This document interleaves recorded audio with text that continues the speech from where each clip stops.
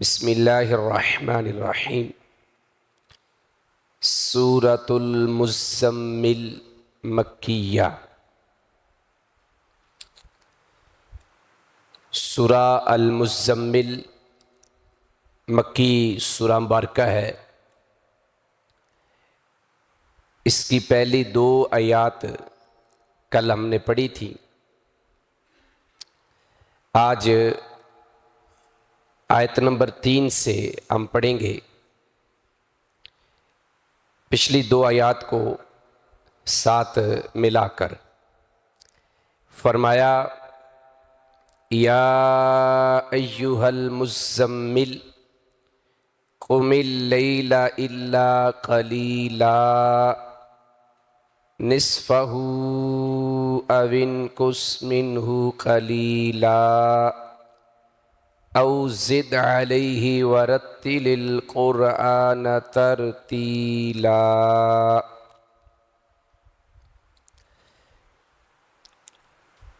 یا ایہا المزمل، اے کپڑے میں لپٹنے والے۔ یہ خطاب ہے رسول اللہ صلی اللہ علیہ وآلہ وسلم سے۔ کل اس کے اوپر پوری وضاحت ہوئی تھی کہ اللہ نے آپ کو ان الفاظ کے ساتھ کیوں مخاطب کیا، اس کی پوری تفصیل کل بیان ہو چکی ہے۔ قم اللیل الا قلیلا، قم آپ کھڑے رہیں، آپ قیام کریں، اللیل رات کا، مگر تھوڑا۔ آپ رات کو قیام کریں مگر تھوڑا۔ کیا مطلب ہے کہ تھوڑی دیر کے لیے آپ آرام کریں، باقی آپ قیام کریں۔ یہ مطلب نہیں ہے کہ آپ تھوڑا قیام کریں۔ کیا مطلب ہے؟ آپ قیام کریں مگر تھوڑا۔ تھوڑے سے مراد یہاں آرام تھوڑا کرنا ہے، قیام زیادہ کرنا ہے۔ آگے پھر قرآن نے اس کی وضاحت فرمائی ہے، نصفہ، آدھی رات کا۔ اب اگر آدھی رات کا قیام ہے تو پھر واضح ہو گیا کہ تھوڑا سونا ہے اور قیام زیادہ کرنا ہے۔ نصفہ، آدھی رات کا، اوین کس، یا کم کرے، منہ، اس سے، قلیلا، تھوڑا۔ یعنی آدھی رات کا قیام کریں یا آدھی رات سے تھوڑا کم کر لیں۔ آدھی رات کا قیام کریں یا آدھی رات سے تھوڑا سا کم کر لیں۔ پھر ترجمے کے اوپر غور کریں۔ پچھلی آیت نمبر 2 کو ساتھ رکھیں۔ آپ رات کو قیام کریں، آپ رات کو قیام کریں مگر تھوڑا۔ تو تھوڑے سے مراد آرام اور سونا ہے، قیام زیادہ ہے۔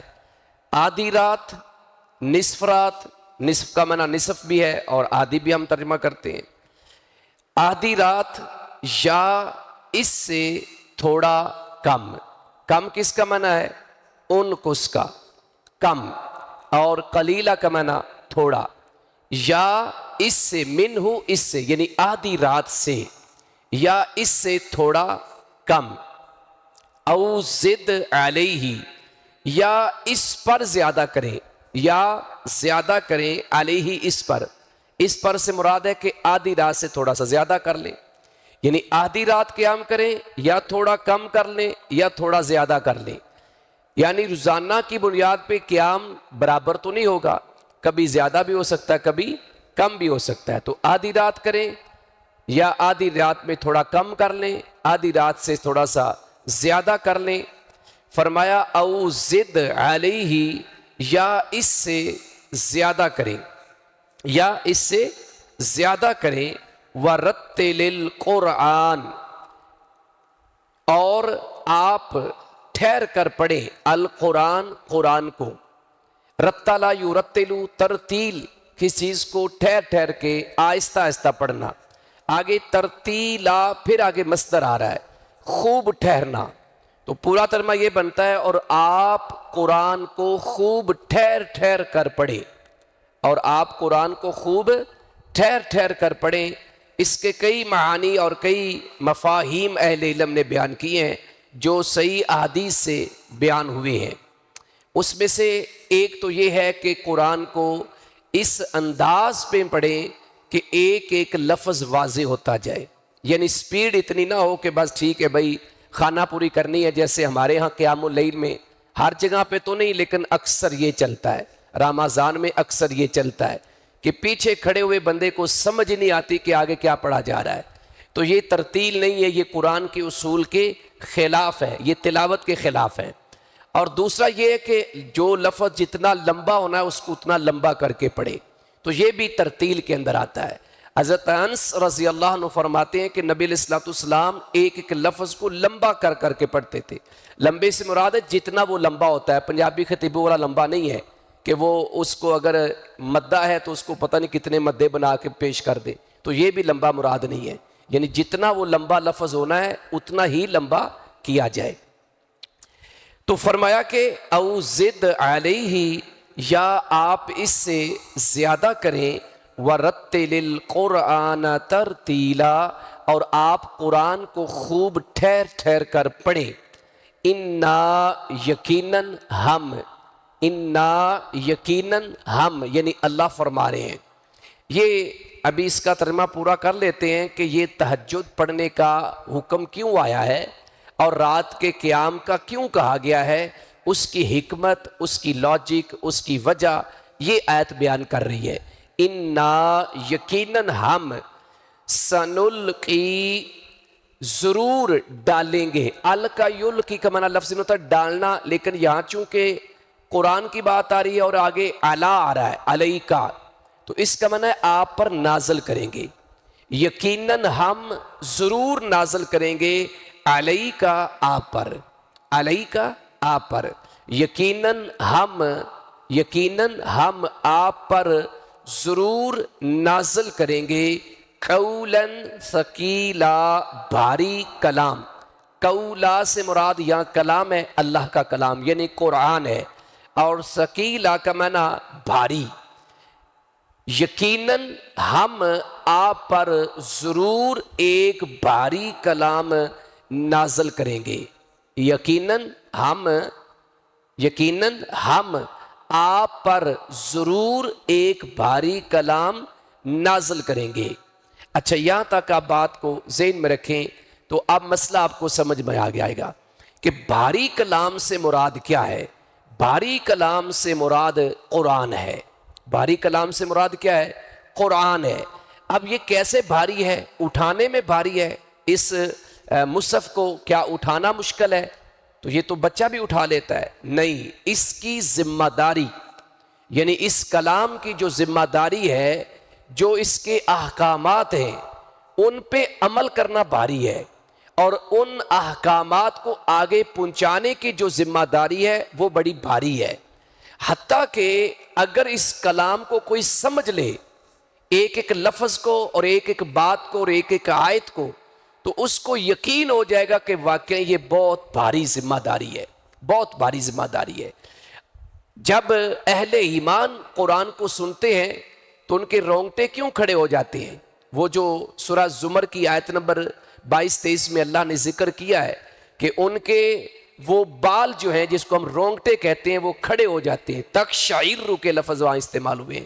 یہ جو بال ہمارے سکن کے اوپر، جلد کے اوپر ہوتے ہیں، تو وجہ کیا ہے کہ ان کو یہ علم ہوتا ہے کہ یہ اس ذات کی بات ہے جو سب سے اعلیٰ اور عرفہ ذات ہے، سب سے بلند ہے، سب سے بڑی ذات ہے.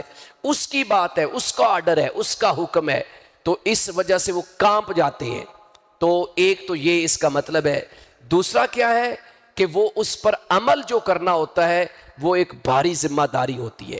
اور پھر تیسرا اس کلام کے اندر جو وزن اور بوجھ ہے وہ کیا ہے کہ اللہ کے پیغمبر علیہ الصلوۃ والسلام پر جب وحی نازل ہوتی تھی تو اس وحی کا اتنا بوجھ ہوتا تھا کہ آپ اگر سواری پر بیٹھے ہوتے تھے تو وہ سواری بیٹھ جاتی تھی. امی عائشہ رضی اللہ عنہ فرماتی، بلکہ ایک روایت میں تو یہاں تک ہے، امی عائشہ رضی اللہ عنہ فرماتی ہیں کہ ایک دن آپ کی ران میری ران کے اوپر تھی اور اسی حالت میں وہی نازل ہونا شروع ہو گئی، تو مجھے ڈر لگنے لگ گیا کہ کہیں میری ران کچل نہ دی جائے. یعنی اتنا زیادہ بوجھ تھا اللہ کے نبی علیہ الصلوۃ والسلام کے اوپر جب وہی نازل ہوئی کہ میں ڈر گئی اور میں اتنا فیل کرنے لگ گئی کہ کہیں میری ران ٹوٹ ہی نہ جائے، کچل ہی نہ دی جائے۔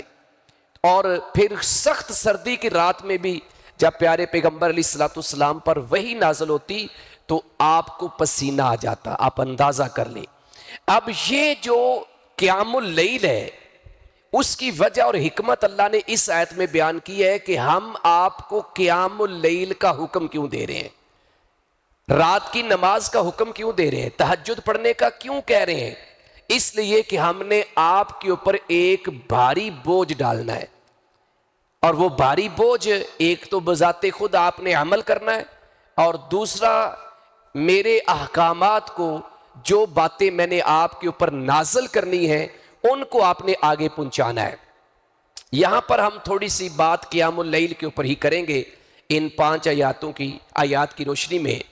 اب دیکھیں کہ اللہ کے پیغمبر علیہ الصلوۃ والسلام صاف ظاہر ہے کہ پہلے مخاطب ہیں، تو اللہ تعالی نے ان کو مخاطب کر کے کہا کہ آپ رات کا قیام کریں۔ اسی طریقے سے سورہ بنی اسرائیل کی آیت نمبر 79 نمبر آیت میں اللہ فرماتے ہیں وَمِنَ اللَّيْلِ فَتَہَجَّدْ بِهِ نَافِلَةً لَكَ، اور آپ رات کے کچھ حصے میں کیا کریں، بیدار رہیں، جو آپ کے لیے ایک زائد یا نفلی نماز ہے۔ اس کا بھی آگے فائدہ بتایا کہ عَسَىٰ أَن يَبْعَثَكَ رَبُّكَ مَقَامًا مَحْمُودًا، اس کا فائدہ یہ ہوگا کہ اللہ آپ کو مقام محمود، عزت والا مقام عطا کرے گا۔ اب بعض اہل علم نے یہاں پہ یہ بات سامنے رکھی ہے کہ یہ رات کی نماز فرض ہے، کچھ اہل علم کا یہ قول ہے، لیکن جو صحیح بات ہے، درست بات ہے، جو کتب احادیث سے میں ملتی ہے، جیسے آپ نے 3 دن قیام کروایا رمضان کی راتوں میں، اور پھر آپ نے چوتھے دن قیام نہیں کروایا، یعنی جماعت نہیں کروائی، خود تو قیام کیا ہے لیکن صحابہ کو نہیں کروایا، اور ساتھ یہ بتایا کہ میں نے اس لیے نہیں کروایا کہ کہیں تمہارے اوپر یہ نماز فرض نہ ہو جائے۔ اور اگر سورہ بنی اسرائیل کی آیت کو سامنے رکھیں تو وہاں بھی لفظ ہے نافلۃ لک، یہ زائد ہے، فرض نہیں ہے۔ تو فرض تو 5 نمازیں ہیں، جیسا ایک حدیث میں آتا ہے، ایک صحابی رضی اللہ عنہ آپ کے پاس آئے، مجھے بتائیں کوئی عمل جو جنت میں لے جائے، آپ نے اللہ کے ساتھ شرک نہیں کرنا، 5 نمازیں آپ کے اوپر فرض ہے، ہاں نفلی اگر آپ چاہیں تو، پھر زکوٰۃ کا، پھر روزے کی بات کی، تو اس نے کہا کہ میں بھائی فرضی کام کروں گا۔ تو اس حدیث سے بھی اور بھی حدیث سے تو صحیح اور درست بات یہ ہے کہ یہ نفلی عبادت ہے، لیکن یہ ایک ایسی نفلی عبادت ہے کہ جس کا فرض نماز کے بعد سب سے زیادہ حکم دیا گیا ہے، سب سے زیادہ تاکید کی گئی ہے، سب سے زیادہ فضیلت بیان کی گئی ہے، سب سے زیادہ۔ اب آپ اندازہ کریں کہ دن رات کی جو 12 رکعات ہیں جن کو ہم سنتیں کہتے ہیں، جیسے زور سے پہلے 4، 2 بعد میں، ایک روایت کے مطابق جو بخاری کی روایت ہے، اور پھر مغرب کے بعد 2، پھر عشاء کے بعد 2، اور فجر سے پہلے 2۔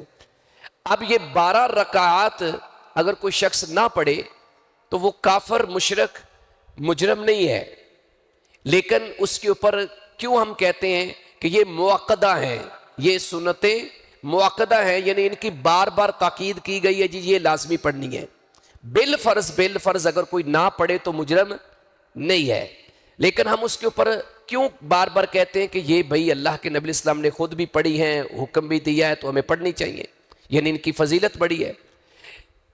یہ اپنی جگہ پہ ہے کہ یہ سنتے آپ پڑھنی چاہیے، اہتمام کرنا چاہیے، لیکن کیا کبھی اتنا زور ہم نے رات کی نماز پر دیا ہے کہ ان سنتوں کی نسبت سب سے زیادہ جس نماز پہ زور دیا گیا وہ رات کی نماز ہے؟ اور رات کی نماز خود قرآن کہہ رہا ہے کہ جب آپ رات کو بیدار ہو جاتے ہیں نا، رات کو اٹھنا سیکھ جاتے ہیں، رات کو آپ زندہ رہتے ہیں، تو پھر باقی کام آپ کے لیے مشکل نہیں ہے، یعنی قرآن کے باقی احکامات پر عمل کرنا آپ کے لیے آسان ہو جائے گا۔ رات کی نیند کو قربان کرنا یہ بڑی بہادری کا کام ہے، بڑے بڑے بہادر دلیر بھی نیند کے آگے جو ہے نا وہ سرنڈر کر دیتے ہیں، 1 سے 2 دن مسلسل جاگ لیں تو پھر ہمت نہیں پڑتی۔ تو اللہ تعالیٰ اپنے پیغمبر اسلام کی تیاری کیسے کروا رہے ہیں کہ آپ کے اوپر جو میں کلام نازل کرنے والا ہوں اس کی ذمہ داری بڑی ہے، لہٰذا اس ذمہ داری کو آپ نے پورا اسی صورت میں کرنا ہے کہ آپ رات کو بیدار رہا کریں، رات کو تہجد پڑھا کریں، رات کو قیام کیا کریں۔ لیکن ہمارے ہاں قیام اللیل دن بدن اس کی عادت ختم ہوتی جا رہی ہے۔ اگر ہم اپنے اسلاف کو دیکھتے ہیں، پیغمبر علیہ الصلوۃ والسلام کے ساتھ پہلے نمبر پہ تو صحابہ کرام آتے ہیں جو قیام اللیل بڑے شوق اور ذوق سے کرتے تھے، جس کا ذکر اسی سورہ مبارکہ میں آگے چل کے آئے گا بھی، کہ ایک جماعت آپ کے ساتھ رات کو قیام کرتی، تہجد پڑھتی ہے، قیام اللیل کرتی ہے۔ سلف صالحین انہوں نے اپنے اوپر لازم کیا ہوا تھا کہ ہم نے تہجد کی نماز پڑھنی ہے، حتیٰ کہ امام سفیان ثوری، میں نے ایک دفعہ پہلے بھی یہاں ذکر کیا تھا رحمہ اللہ تعالیٰ، وہ تہجد گزار تھے، ان سے ایک چھوٹی سی غلطی ہوئی اور 5 مہینے وہ تہجد نہ پڑھ سکے۔ اب ہمارے جیسا ہوتا ٹھیک ہے جی جاگ نہیں، ہماری تو فجر بھی مس ہو جائے تو ہم کہتے چلو خیر ہے، 5 مہینے تہجد کی نماز مس ہوئی ایک چھوٹی سی غلطی سے، پریشان ہیں، دعائیں بھی کر رہے ہیں، غم زدہ ہیں، وجہ کیا ہے کہ میرے سے اٹھا نہیں جاتا؟ کہتے میں نے سوچ سوچ کے اس نتیجے پر پہنچا کہ ایک رات میں مسجد میں تھا، پچھلے پہر رات کا وقت تھا، مسجدوں میں لائٹس تو ہوتی نہیں تھی، اندھیرا ہوتا تھا، تو ایک شخص مسجد کے کونے میں بیٹھ کے گڑ گڑا کے رو رہا تھا، اونچی اونچی آواز میں اللہ کو پکار رہا تھا، تو میرے دل میں بس خیال آیا کہ یہ ریاکاری کر رہا ہے، اللہ اکبر، بس اتنا خیال آیا، بھئی اللہ کو اتنا اونچی اونچی بلانے کی کیا ضرورت ہے، یہ ریاکاری ہے۔ کہتے مجھے سمجھ آ گئی کہ وہ میں نے اس اپنے بھائی کے بارے میں جو بدگمانی کی تھی نا، اس کی سزا مجھے یہ ملی کہ میں 5 مہینے تہجد نہیں پڑھ سکا۔ یعنی اتنی فکر تھی ان لوگوں کو، تہجد کے لیے وہ اتنے الرٹ رہتے تھے۔ اگر آپ تھوڑا سا یہاں بھی بزرگ کئی بیٹھے، ان سے پوچھیں، خاص کر جن کا دیہاتوں سے تعلق ہے ان سے پوچھیں کہ ہمارے بڑے جو ہیں وہ صبح بیلوں کے ساتھ ہل چلاتے تھے زمینوں کے اندر، اور پہلے اٹھ کے وہ تہجد پڑھتے تھے اور پھر جا کے زمین میں ہل چلاتے تھے، پھر فجر پڑھتے تھے، اور جب ہماری مائیں بہنیں خواتین کھانا ڈیروں پہ لے کے جاتی تھی پیچھے صبح کا ناشتہ، تب تک وہ سارے کام کاج کر کے فری ہو چکے ہوتے تھے۔ اب دیکھ لیں کہ جب ہم نے اٹھنا ہی 11 بجے ہے، اٹھنا ہی 12 بجے ہے، تو ہمارے کام کیسے پورے ہوں گے؟ صبح کے ٹائم میں اتنی برکت ہے، تہجد کے ٹائم میں اللہ نے اتنی برکت رکھی ہے، اور پھر اگر ہم حدیث کو سامنے رکھیں تو تہجد کے کیا کیا فوائد اللہ نے بیان کر دیے، اللہ کے رسول صلی اللہ علیہ وسلم نے بیان کر دیے۔ یعنی ایک تو فائدہ اللہ نے بڑا کمال کا یہ بیان کیا ہے کہ جب آپ تہجد پڑھیں گے، قیام اللیل کریں گے، تو آپ قرآن کے باقی احکامات پر ایزیلی عمل کر سکتے ہیں، یعنی باقی بوجھ اٹھانے کے آپ قابل ہو جائیں گے۔ تو آپ تہجد نہیں پڑھیں گے تو باقی جگہوں کے اوپر بھی آپ سستی کا شکار ہو جائیں گے۔ نبی علیہ الصلوۃ والسلام نے فرمایا، سنن ابی داود کی روایت ہے جو حضرت عبداللہ بن عمر بن عاص رضی اللہ عنہما سے مروی ہے، آپ نے فرمایا کہ وہ شخص جو رات کو 10 آیات کے ساتھ قیام کر لے، نبی علیہ السلام کا قیام تو بڑا لمبا ہوتا تھا، ٹھہر ٹھہر کے قرآن پڑھتے تھے، آدھی آدھی رات، کبھی اس سے بھی زیادہ چلے جاتے جیسے قرآن نے بیان کیا ہے، لیکن کم از کم ہم لمبا قیام نہیں کر سکتے، آدھی رات کا قیام نہیں کر سکتے، قیام کرنے والوں میں نام تو لکھوا سکتے ہیں نا، تو نام لکھوانے کے لیے جو سنن نبی داؤد کی روایت ہے یہ سن لیں۔ نبی علیہ الصلوۃ والسلام کیا فرماتے ہیں کہ جو شخص رات کو 10 آیات کے ساتھ قیام کرتا ہے، کتنی آیات کے ساتھ؟ قاری صاحب بیٹھے، ان سے پوچھیں، سورہ الفلق اور سورہ الناس دونوں پڑھے نا ایک ایک رکعت میں تو 11 آیات بنتی ہیں۔ کتنی بنتی ہیں؟ 11 آیات پڑھیں، ایک وتر پڑھ لیں تو نبی علیہ السلام نے فرمایا کہ وہ غافلین سے نکل جاتا ہے۔ اس کا مطلب کیا ہے؟ 5 وقت کا نمازی ہے، ہم یہ نہیں کہتے کہ وہ مجرم ہے، اس نے تہجد نہیں پڑھی وہ مجرم ہے، یہ نہیں کہتے، فتویٰ نہیں ہے، لیکن اس حدیث کے مطابق وہ غافل لوگوں میں ہے، یعنی جو رات کو غفلت کی نیند سو جاتے ہیں اس میں شمار اس کا ہوتا ہے۔ لہذا جو کم از کم 10 آیات کے ساتھ قیام کر لیتا ہے، یعنی 2 رکعات، جیسا کہ مشکات کی حدیث کے مطابق نبی علیہ السلام نے ایک صحابی کو کہا کہ تمہیں اگر ڈر اور خطرہ ہو کہ تم صبح نہیں اٹھ سکتے سحری کے وقت، تہجد نہیں پڑھ سکتے تو تم عشاء کے ساتھ ہی 2 رکعت اور 1 پڑھ کے سو جایا کرو، یعنی 2 نفل اور 1 وتر پڑھ کے سو جایا کرو. پھر اگر تمہیں جاگ آ جاتی ہے تو پھر اٹھ کے قیام کر لیا کرو، پھر اٹھ کے قیام کر لیا کرو. تو آپ نے فرمایا کہ جو 10 آیات کے ساتھ قیام کرتا ہے وہ غافلین میں شمار نہیں ہوتا. پھر آپ نے فرمایا جو 100 آیات کے ساتھ قیام کرتا ہے، 100 آیات کے ساتھ قیام کرتا ہے، اس کا نام فرما بردار لوگوں میں لکھا جاتا ہے. من القانتین کے الفاظ ہیں، حدیث سنن ابی داؤد کی ہے، اس کا نام فرما بردار لوگوں میں لکھ دیا جاتا ہے. پھر آپ نے فرمایا جو 1000 آیات کے ساتھ قیام کرتا ہے اللہ اس کو خزانوں کا مالک بنا دیتا ہے. اللہ اکبر، خزانوں کا مالک. اس سے بڑھ کے سنن نبی داؤد کی دوسری روایت ہے، پیارے پیغمبر علیہ الصلوۃ والسلام نے فرمایا اللہ اس بندے پہ رحم فرمائے، اللہ اس بندے پہ رحم فرمائے، یعنی اللہ کی رحمت کا مستحق بننے کے لیے رات کو قیام کیا کرے. تھوڑا کر لے یار، تھوڑا کر لے، 2 رکعت پڑھ لے، 1 وتر پڑھ لے، 4 پڑھ لے، یعنی 11 رکعات پڑھیں گے تو یہ تو پنجابی میں کہتے ہیں نا سونے ہوتے سہاگا. لیکن کم از کم اتنا تو کر لینا کہ ہمارا نام تہجد پڑھنے والوں میں، قیام اللیل کرنے والوں میں شامل ہو جائے. چاہے عشاء کے فوراً بعد ہی پڑھ لیں، ضروری نہیں ہے کہ آپ پچھلی رات ہی پڑھیں، البتہ پچھلی رات پڑھنے کا فائدہ زیادہ ہے. لیکن اگر آپ عشاء سے متصل بھی پڑھ لیتے ہیں تو تہجد اور قیام اللیل آپ کا شمار ہو جائے گا. آپ نے فرمایا اللہ اس بندے پہ رحم فرمائے. کون سا بندہ؟ کہا جو رات کو تہجد کے لیے اٹھتا ہے، قیام اللیل کے لیے بیدار ہوتا ہے، پھر وہ اپنی زوجہ کو، اپنی بیوی کو اٹھاتا ہے. اللہ اکبر. اور پھر کیا کرتا ہے؟ اس کی بیوی جو ہے نا اس چیز کو ناپسند کرتی، اٹھنا نہیں چاہتی، وہ پانی پکڑتا ہے. کر سکتے ہیں ہمیں تو پتا صبح ناشتہ ہی کو نہیں ملنا، کیوں جی؟ تو پانی پکڑ کے اس کے چہرے کے اوپر چھینٹے مارتا ہے، کیونکہ جب پانی کے چھینٹے آنکھوں میں پڑیں گے تو ایٹومیٹکلی آنکھ کھل جائے گی، نیند جو ہے نا وہ پھر غالب نہیں آئے گی. جیسے ہم اٹھ کے وضو کرتے ہیں نا تو فوراً، وہ بخاری کی روایت ہے نا کہ جب بندہ سوتا ہے تو شیطان اس کے بالوں پہ گرے لگاتا ہے، 1 گرہ لگاتا ہے، پھر دوسری لگاتا ہے، پھر تیسری لگاتا ہے. تو جو بندہ صبح اٹھتا ہے فجر سے پہلے اور پھر جب اٹھ کے وہ اٹھنے کی دعا پڑھتا ہے تو 1 گرہ کھل جاتی ہے، پھر جب وہ وضو کرتا ہے تو دوسری گرہ بھی کھل جاتی ہے، پھر جب وہ نماز کے لیے کھڑا ہوتا ہے تو تیسری گرہ بھی کھل جاتی ہے. اس طرح وہ شیطانی اثرات سے بچ جاتا ہے. تو اب جو بندہ اٹھے گا نہیں، فجر پڑے گا نہیں، تو شیطانی اثرات تو رہیں گے، شیطان اس پہ غالب رہے گا. تو فرمایا کہ اللہ اس پہ رحم کرے. پھر آپ نے فرمایا کہ اللہ اس عورت پر رحم کرے، اس عورت پر رحم کرے. ایسی کئی خواتین ہیں الحمدللہ ہیں کہ جو آج کے دور میں بھی مرد سوئے ہوئے ہیں، حتیٰ کہ کئی ایسے مرد ہیں جو نماز ہی نہیں پڑھتے، لیکن خواتین تہجد بھی پڑھ رہی ہیں، 5 نمازیں بھی پڑھ رہی ہیں. تو فرمایا اللہ اس عورت پر رحم کرے جو تہجد کے لیے اٹھتی ہے، قیام اللیل کے لیے بیدار ہوتی ہے اور پھر اپنے خامند کو بیدار کرتی ہے، خامند کو. اور اگر اس کا خامند اس بات کو ناپسند کرے، یعنی اٹھنا پسند نہ کرے، تو وہ پانی لے کر اس کے چہرے کے اوپر چھینٹے مارتی ہے. اللہ اس عورت پہ رحم کرے. اب ہم نے دیکھنا ہے کہ ہم اس رحمت کو حاصل کرنے کے لیے کوشش کرتے کہ نہیں کرتے. چھوٹا سا کام ہے، 2-4 دن لڑائی چلے گی، لیکن ساتھ ان کو حدیث سنائے نا، بھائی میں اپنی مرضی سے نہیں کر رہا، یہ اللہ کے پیغمبر اسلام کی بات اور حدیث پہ عمل کر رہا ہوں، ٹھیک ہے.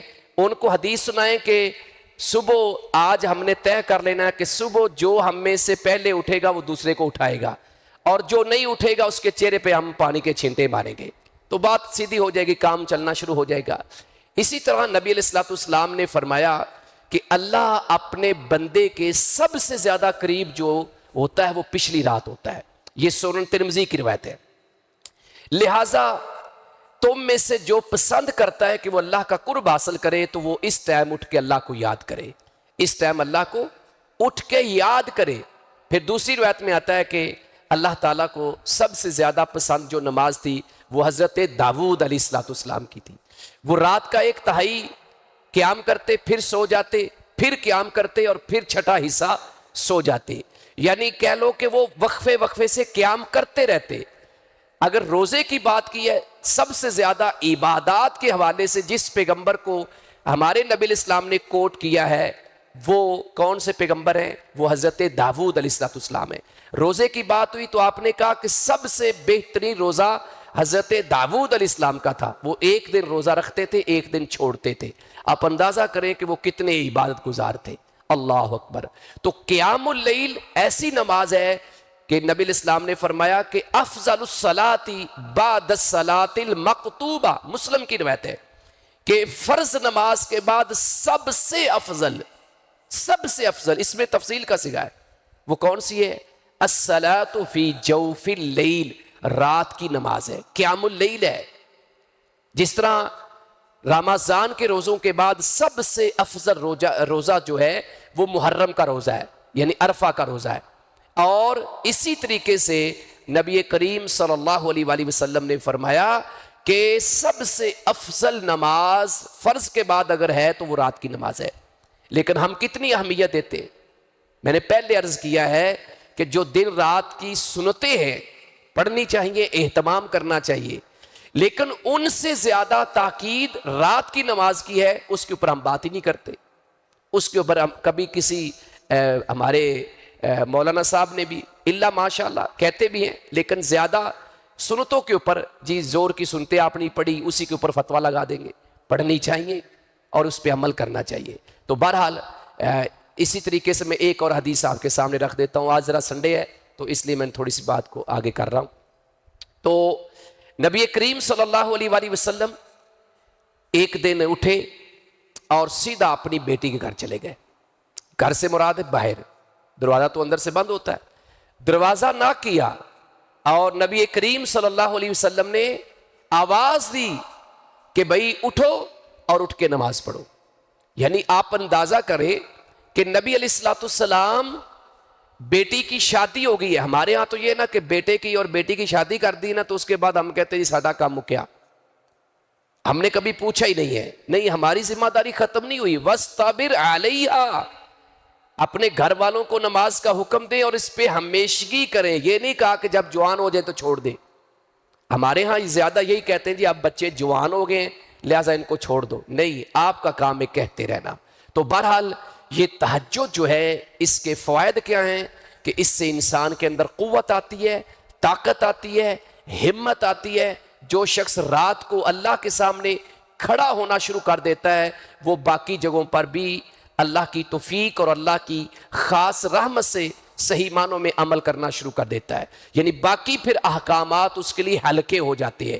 یہ رات کی بیداری، رات کو اٹھنا، میں نے پہلے عرض کیا ہے کہ سو کے اٹھیں، پچھلی رات تہجد پڑھیں، یہ زیادہ فائدہ ہے، زیادہ اجر ہے۔ لیکن اگر آپ کو ڈر خطرہ ہے کہ نہیں اٹھ سکتے تو پھر کم از کم یہ طے کر لیں کہ ہم نے 2 رکعت یا 4 رکعت پڑھ کے ایک وتر پڑھ کے سونا ہے۔ جب سونے لگے تبھی پڑھ لو، 10 بجے سونے لگے ہیں، 11 بجے سونے لگے ہیں، عشاء کے متصل پڑھ لو۔ پورا رمضان بھی تو ہم متصل ہی پڑھتے ہیں نا، تو عشاء کے فوراً بعد پڑھ لو، گھر جا کے پڑھ لو، لیکن پڑھو صحیح، 2 رکھتے ہی پڑھ لو، 10 آیات کے ساتھ ہی قیام کر لو، سورہ الفلق اور الناس کے ساتھ ہی کر لو، تو کم از کم ہمارا نام جو ہے وہ غافلین میں نہیں لکھا جائے گا بلکہ ان لوگوں میں لکھا جائے گا جو اللہ کو یاد کرنے والے ہیں، اللہ کا ذکر کرنے والے ہیں۔ اللہ سے دعا ہے کہ اللہ تبارک و تعالی مجھے آپ کو کتاب و سنت کی سمجھ نصیب فرمائے، اور یہ جو عمل ہے رات کے قیام کا، اللہ میرے سمیت ہم سب کو، تمام ہمارے بھائیوں کو، گھروں میں ہماری ازواج کو، بہنوں کو، بیٹیوں کو، ماؤں کو، اللہ سب کو اس کی توفیق عطا فرمائے۔ وما توفیقی الا باللہ۔